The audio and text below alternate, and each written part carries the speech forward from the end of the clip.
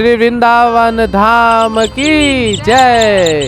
श्री श्री राधा मदन मोहन की जय। श्री सनातन गोस्वामी पाद की जय। हरे कृष्णा। कृष्ण भक्ति एपी चैनल में आप सबका हार्दिक स्वागत है। तो आज हम आए हैं श्री वृंदावन धाम के श्री श्री राधा मदन मोहन जी के टेम्पल में। ये मंदिर सबसे प्राचीन मंदिर है।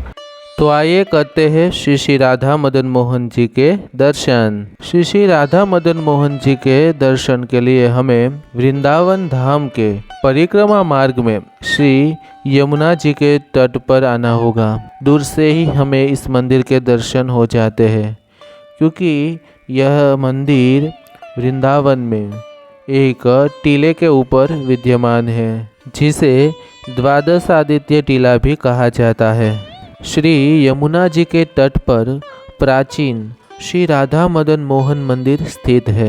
श्रील सनातन गोस्वामी जी मथुरा के चौवे के घर से श्री मदन मोहन जी को लाकर यमुना जी के तट पर द्वादश आदित्य टीला के ऊपर सेवा कार्य हेतु स्थापित किया था। मुल्तान देश के श्री कृष्णदास कपूर द्वारा श्री मदन मोहन जी का मंदिर प्रतिष्ठित किया गया था। मुगलों के अत्याचार के कारण श्री श्री राधा मदन मोहन जी के श्री विग्रह को राजस्थान के करौली में सेवा कार्य हेतु स्थित किया गया है। वर्तमान में इस स्थान पर श्री विग्रह की प्रतिमूर्ति स्थापित कर पूजा सेवा कार्य चल रहा है। तो यहाँ पर दर्शनीय स्थल के बारे में जानते हैं। यहाँ पर द्वादश आदित्य टीला, द्वादश आदित्य घाट, श्रील सनातन गोस्वामी पाद जी की भजन कुटीर, श्रील सनातन गोस्वामी पाद की समाधि स्थली, श्री प्राचीन मदन मोहन जी मंदिर, ग्रंथ समाधि, श्री शांति हरिचांद मंदिर, प्रस्कंदन तीर्थ, हरिबोल कुटीर इत्यादि दर्शनीय स्थल हैं। तो ये है श्री सनातन गोस्वामी पाद जी की समाधि स्थली। तो श्री श्री राधा मदन मोहन जी के दर्शन के लिए हमें यहाँ से सीढ़ियों के द्वारा ऊपर जाना पड़ेगा, और यहाँ से हम देख सकते हैं कि पूरा परिक्रमा मार्ग हमें दिखता है। यह है श्री वृंदावन परिक्रमा मार्ग जो हम देख रहे हैं, और हम सीढ़ियों के द्वारा ऊपर चढ़कर श्री राधा मदन मोहन जी के मंदिर में प्रवेश कर रहे हैं। यहाँ प्रवेश करते ही सामने ही हमें श्री राधा मदन मोहन जी का प्राचीन मंदिर के दर्शन होंगे। यह मंदिर 500 साल पुराना है। इस मंदिर को मुगलों के द्वारा तोड़ने का भी प्रयास किया गया है। हम देख सकते हैं कि मंदिर के ऊपर गुम्मट नहीं है, क्योंकि मुगलों ने उसे तोड़ दिया है। अब हम दर्शन करेंगे द्वादश आदित्य मंदिर का, जो मंदिर के सामने ही है। द्वापर युग में जब भगवान श्री कृष्ण ने कालिय नाग का दमन किया था, तब कालिय नाग को दमन करने के पश्चात भगवान श्री कृष्ण इसी स्थान पर आए थे। यमुना जी में से बाहर निकलने के कारण भगवान श्री कृष्ण को ठंड लग गई। तो भगवान श्री कृष्ण को ताप प्रदान करने के लिए इसी स्थान पर सूर्य देव ने अपने 12 रूप को प्रकट किया, और द्वादश आदित्य के रूप में भगवान श्री कृष्ण को ताप प्रदान किया था। इसी कारण से इस स्थान का नाम द्वादश आदित्य टीला है। यह तीर्थ परम पावन है, जिसके दर्शन मात्र से सभी प्रकार के पाप नष्ट हो जाते हैं। द्वापर युग में यमुना जी इसी टीले के पास से बहती थी। टीले के ऊपर से पूरे परिक्रमा मार्ग के दर्शन होते हैं। यहाँ पर देश विदेश के सभी लोग दर्शन के लिए पधारते हैं। इसे प्रस्कंदन तीर्थ भी कहा जाता है, क्योंकि द्वादश आदित्य के ताप के कारण भगवान श्री कृष्ण को पसीना आया, तो उस पसीने के कारण यह प्रस्कंदन तीर्थ बना। आइए जानते हैं श्री श्री राधा मदन मोहन जी के प्रागट्य की कथा। सतयुग में महाराज अम्बरीश यही श्री राधा मदन मोहन जी की पूजा सेवा कार्य किया करते थे। के बाद रघुवंश के राजाओं ने भी इनकी सेवा की है। भगवान श्री राम भी श्री राधा मदन मोहन जी की सेवा करते थे। जब शत्रुघ्न जी ने मथुरा पर आक्रमण कर लवणासुर का वध किया, तब भगवान श्री राम ने प्रसन्न होकर श्री राधा मदन मोहन जी के विग्रह उनको प्रदान किए थे। तभी शत्रुघ्न जी ने बड़े ही प्रेम पूर्वक श्री राधा मदन मोहन जी की स्थापना इसी जगह पे की थी। उनके बाद कुब्जा ने श्री राधा मदन मोहन जी की सेवा की थी। कुब्जा के देहावसान के बाद यह श्री विग्रह वृंदावनस्थ यमुना के तट पर मिट्टी से ढका हुआ था। के बाद 500 साल पहले श्री अद्वैत महाप्रभु वृंदावनस्थ लीला स्थलियों के दर्शन के लिए यहाँ पर आए थे, तो वो एक वट वृक्ष के नीचे सो रहे थे।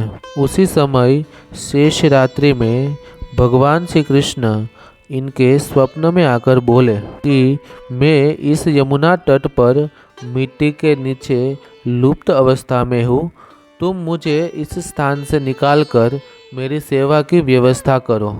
स्वप्न के अनुसार श्री अद्वैत महाप्रभु ने दूसरे दिन लोगों की सहायता से उस स्थान से शिव विग्रह को प्रकाशित कर एवं वट वृक्ष के नीचे शिव विग्रह की सेवा पूजा की व्यवस्था की। एक दिन मदन मोहन जी श्री अद्वैत आचार्य से बोले, हे आचार्य, तुम मेरी बहुत दिनों से सेवा पूजा कर रहे हो। अब मेरी मथुरा के चोबे रमणी के घर जाने की इच्छा है, अतः तुम मुझे उनके हाथों में प्रदान कर दो। अद्वैत महाप्रभु ने भगवान की आज्ञा सुनकर उसी प्रकार मथुरा जाकर चोबे की पत्नी को भगवान श्री राधा मदन मोहन के विग्रह प्रदान किए। फिर चोबे की पत्नी श्री विग्रह को पाकर अतीव प्रेम के साथ सेवा पूजा करने लगी। के पश्चात श्री सनातन गोस्वामी वृंदावन में आगमन कर प्रतिदिन भिक्षा के लिए मथुरा जाते थे, क्योंकि उस समय वृंदावन जंगलों से घिरा हुआ था।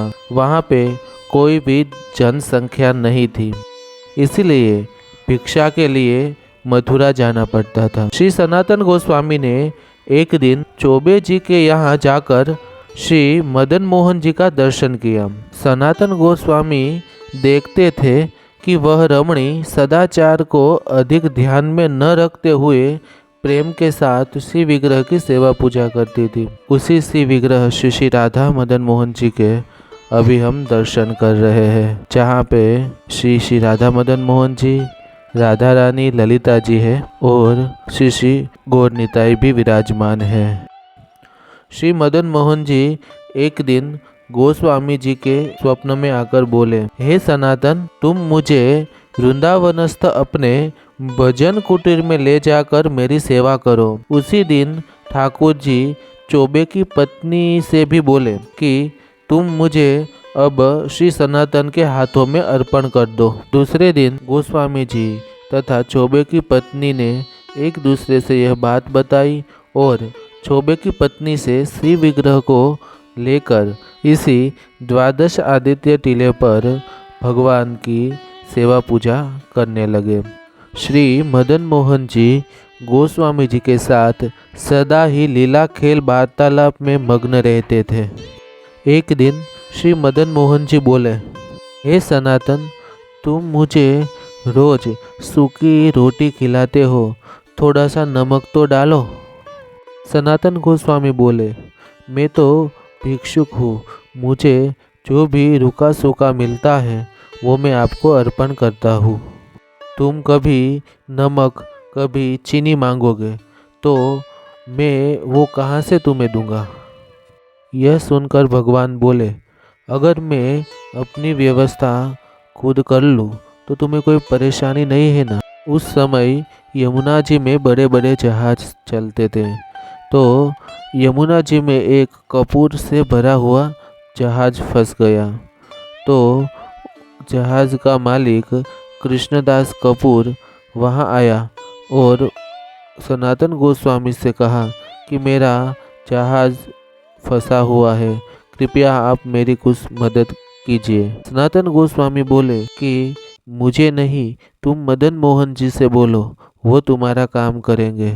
सनातन गोस्वामी की बात सुनकर कृष्णदास कपूर ने जाकर मदन मोहन जी से प्रार्थना की, अगर मेरा जहाज इस संकट से निकल जाएगा तो मैं यहाँ आपके लिए एक बड़ा सा मंदिर बनाऊंगा। श्री मदन मोहन जी की कृपा से जहाज निकल गया और कृष्णदास ने आकर यहाँ पर एक भव्य मंदिर का निर्माण किया है, जिसका हम अभी दर्शन कर पा रहे हैं। तो ये थी श्री श्री राधा मदन मोहन जी के प्रागट्य की और मंदिर निर्माण की कथा। इसी कथाएं सुनने के लिए आप लोग मेरी चैनल कृष्ण भक्ति एपी को लाइक कीजिए, शेयर कीजिए और सब्सक्राइब कीजिए।